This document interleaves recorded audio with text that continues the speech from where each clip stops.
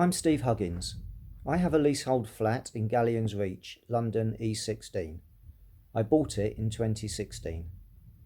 In those 7 years, I have truly lost count of the times I have needed to complain to the managing agent about poor service provision, the absence of some service provision, and the ludicrously high charges for those services. I have battled my way through their cumbersome complaint system, often taking months to receive compensation. I and other fellow residents have been through the Section 22 invoice process and were consistently told that all charges were reasonable.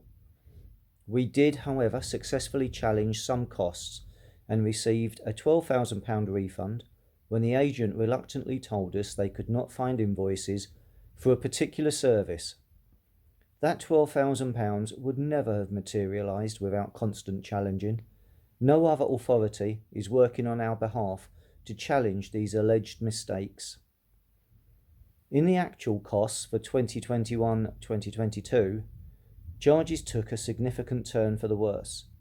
Previously, line items like gardening and cleaning were charged to the estate, then suddenly and unexplainedly got charged to individual blocks.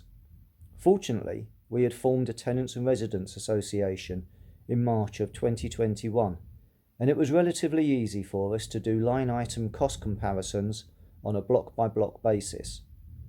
We found that smaller blocks were being disproportionately charged for these services, resulting in up to 160% increases for some residents.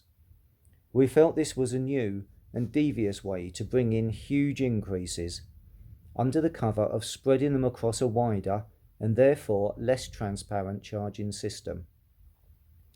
Upon challenging these costs in the autumn of 2022, we were once again told all charges are reasonable. To this day, a little over 1 year later, we are still battling these charges. We have brought in the local MP, who has kindly organised video meetings with the agent. As recently as 6 weeks ago, I thought we had reached an agreement, as the manager for the estate services of gardening and cleaning admitted that those services should only be charged at the estate level. Then, in response to our last three-way video meeting, the manager of the service charges department wrote to us all saying, and I quote, "On a hypothetical estate, residents may complete most or all the cleaning themselves, or their use of the communal areas means that we do not need to do much cleaning at all. The communal parts of another building on the estate, for example, may require extensive cleaning.